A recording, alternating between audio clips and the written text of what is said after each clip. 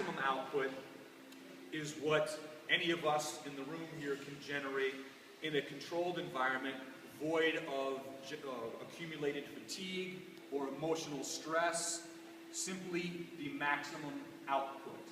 If it's speed, meters per second. If it's kilos lifted, it's how many kilos. We're not talking about how many repetitions, we're talking about short duration, maximum output in the alactic sense. Does everyone track with that?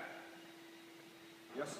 Operating levels are some sub-maximal version of those same actions, but they're not attainable at the highest possible levels due to one of many possible factors. Accumulated fatigue, the dynamics of responding to an opponent, those are two big ones that will limit the force or the velocity that you could generate unaffected by having to respond or having to deal with fatigue. This is why in any team sport, a 30-meter sprint in training, provided they've been given the opportunity to prepare for it and taper it, etc., will be faster, will be a higher value of meters per second than anything they can do in a game, even though arousal would be higher due to competition and having a break for the try line. It can't be as fast as what they've done in training because of the fatigue associated with the game, the fatigue that is generated in between bouts of high-intensity activity.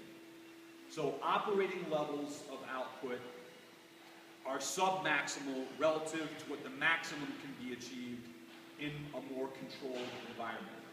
And we have those controlled environments in competition that do not demand response to an opponent. This is why in track and field, we'll see faster times, well, ultimately, if the preparation has gone well, faster times at the biggest competitions. We'll see those ranked.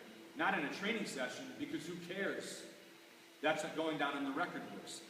In Olympic weightlifting, while it's common for weightlifters to lift more in competition, it's certainly meaningful if they can lift more than ever in a competition for the purposes of historical value. But the point is, it's achievable in those competitions because they're not dealing with the same factors that limit output production in team and combat sports. Is that sufficient? Yes?